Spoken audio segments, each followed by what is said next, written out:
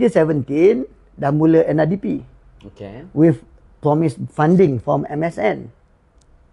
That Tu was masa tu apa YBKJ kan? yes. Dah ada, dah start 2017.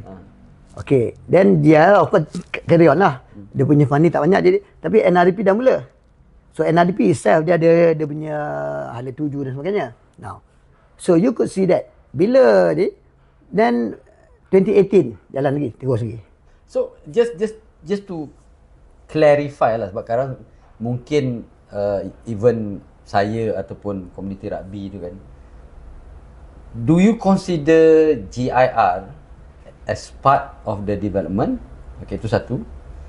And if so, or tidak, where does GIR sit in the quote-unquote development in supporting the hala tuju tadi?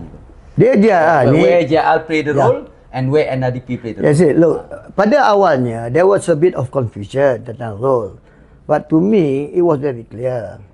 GIR-nya role ni, kita tengok pada dia punya internet. GIR ni is a program under World Rugby. Okay. Dia nak worldwide punya development of the game of rugby, because ini internationally janji World Rugby dengan IOC. Ini orang ramai orang tak tahu. Janji World Rugby dengan IOC apabila dalam lobby dia orang nak masukkan rugby balik dalam Olimpik. Remember? Rugby ni dah lama terkeluar daripada Olimpik. Jadi IOC ni tengok tentang sesuatu sport ni in term of dia punya distribution of the sport. Is it worldwide? Okay. Atau tertumpu pada beberapa negeri? Negara. So World Rugby komitmen dia kepada IOC ialah selain daripada the sport itself ni, ada the developmental aspect yang satu dunia ni akan mula main. That's why they start the world get into rugby nya program. Kalau yang tengok dekat UK tak ada GIR, dekat New Zealand tak ada. Negara-negara yang dah biasa dengan rugby tak ada. GIR ni hanya di negara-negara dia consider as negara-negara baru. Indonesia, Malaysia, Filipina, India, China. Jadi dia nak develop rugby di negara-negara yang konon yang tak kuat rugby. So dia ada modul dia try, stay and try, play and stay. Ada 3 modul. Maksudnya cuba main. Cuba main maksudnya promote je. One day activity, harap dia orang minat game tu, nak main tak main tu lain cerita. Tu dia punya ni. So NRDP ni hanya khusus untuk Malaysia. Okay. Tak ada dalam dunia ni, you cuba cari, tak ada negara-negara lain yang ada program sama dengan NRDP, cuma di Malaysia. Sebab Malaysia ni nak buat benda tu sebab dia tengok pada bola. Di bola pun, NFDP pun, I don't think banyak negara ada in term of government backing to develop a certain sport. NFDP ni pun sebab YBKJ punya program. So, because YBKJ ni baik dengan Datuk Syarul, kita push, dapat dia punya support, dan sama tadi kita ni. Tu cerita dia. Jadi, GIR ni is part of development. To me, memang part of development. So simply put it kan. So kita boleh cakap GIR ni is to develop the sport. Grassroots or sport in term of popularity and everything. Promotion kan. And then of course NRDP nya focus is developing the player of the Dia gini kan.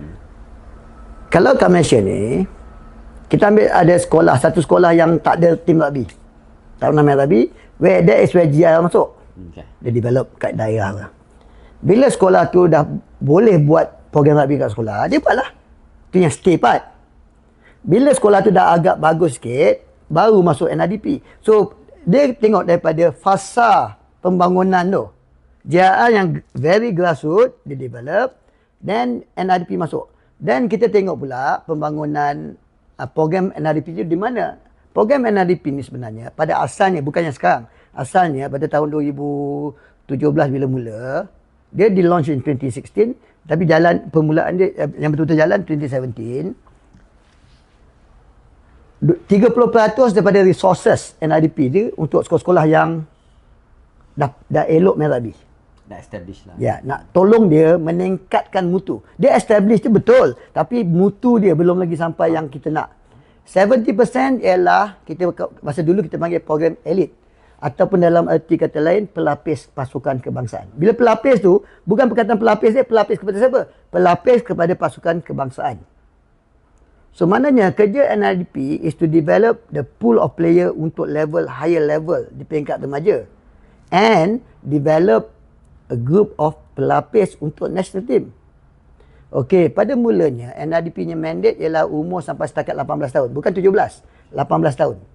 Sama macam bola macam ni. Then later on dia expand ke 20 tahun sebab masa tu MRU tak ada duit, dia tak nak buat program 19 dan 20. NRP minta kebenaran daripada MRU dengan MSN untuk menguruskan program 19 and 20 years old tapi cari funding privately, sponsored. Bukannya duit funding daripada MSN. Sebab MSN nya duit hanya boleh guna sampai umur 18 tahun. 18. Okay, that is in term of you're talking about development in term of sekolah remaja, sekolah rendah sampai 20 tahun. Sebab bila dah lepas 20 tahun, dia dah budak-budak yang bagus ni dia jadi pelapis tim national team. So it should take over by National body. national body lah. Yeah. Dia kena ada program sendiri. So maksudnya to a certain extent, by that time, the national body should have dia punya kita panggil continuous development Program. tapi program Yes. but khas kepada national team lah. Yes. Betul tak kan? You see, when you talk about hala tuju ni, balik question. Yeah. What is the end goal?